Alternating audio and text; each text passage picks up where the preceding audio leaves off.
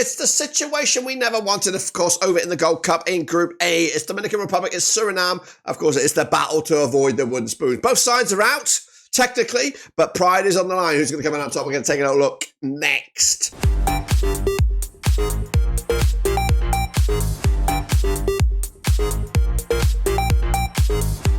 That's right, folks, back once again with another video. Today we take a look at the Gold Cup. It is Dominican Republic. It is Suriname. It is, of course, a bit of a dead rubber. But pride is on the line, of course. Who's going to come out on top and avoid that fourth spot? We'll take a look in just a second. If you're new where you've been, hit the old subscribe. Your one-stop shop for Gold Cup, Blackburn Rovers, World Football. We've got it all here under one roof. See, that's right. Both sides 2 for 2. That's defeats. But can they bounce back this time around with it all on the line? Should be a game, no matter what. Of course, a bit of a thriller because everything goes out the window. Make sure you subscribe. Big shout out to the members and the patrons. But let's get cracking and preview the match that's coming at you this coming weekend, I believe. Is it this weekend? Or maybe just after the weekend. Anyway, it's Costa Rica. No, it's not. Anyway, Dominican Republic up in action, up against the boys there. Coming at you, CONCACAF Nations League B Group D winners. Securing the spot back in 19th of November 2024. This is their first ever appearance in the Gold Cup, and goodness gracious me, they did entertain. They've entertained us. They've caught Mexico on the back foot. They took the lead against Costa Rica. And of course, unfortunately, they're going to bow out of the group stages. But hey, it's an experience and one that can learn from. Hopefully, we'll see them back in the Gold Cup very, very soon. They're ranked 139th in the world according to FIFA. My expectation was a group stage exit, so I'm right on that.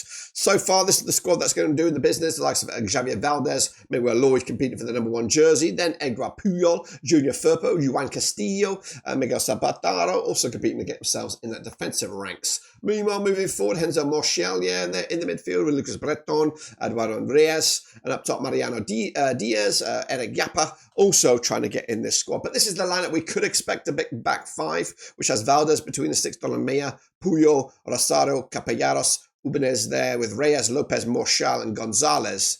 Romero up top. That's the lineup we should expect. They're coming into this on the back of that 3-2 loss to Mexico, a game they were 3-0 down at one stage, I believe.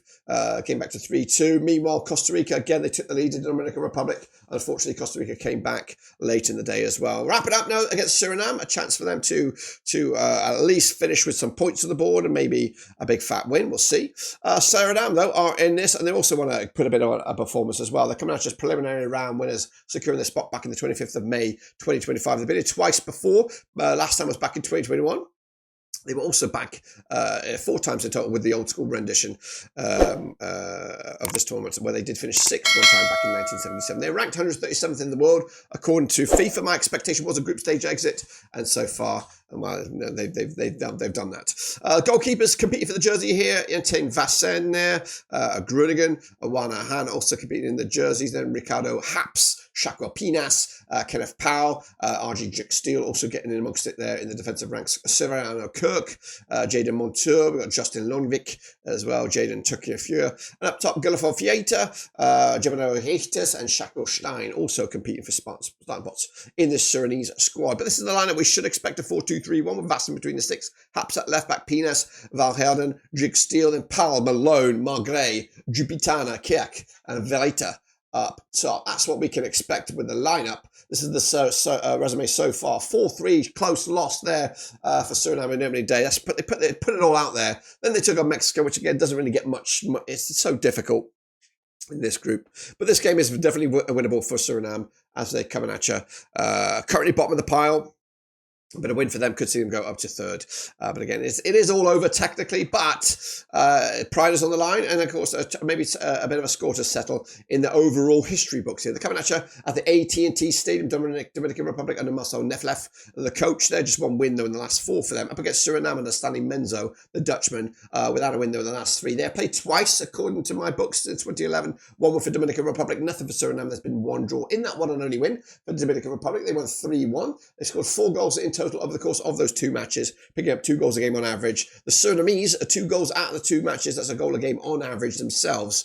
With the bookies currently have Suriname 7-5 for the victory, 6-4 is Dominican Republic, and 12-5 is the draw. The public vote is out there. Take a look at it and gauge yourself what you think about that. But But what about me then, folks? Well, we're going after this one. Again, there's not much on the line here except for pride and just trying to avoid that 4th place finish.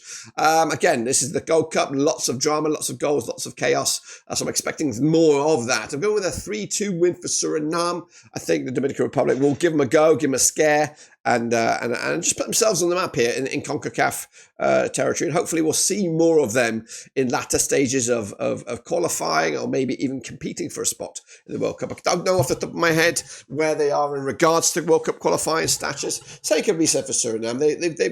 I think we're at a turning point for both these nations, really, that they're going to become more stronger. The depth of players is getting a bit better, and Suriname will get there eventually, as will Dominican Republic. So exciting times ahead, but right now, yes, they go for the doldrums. 3-2 win Suriname. Let me know your thoughts and opinions as we look forward to it down below.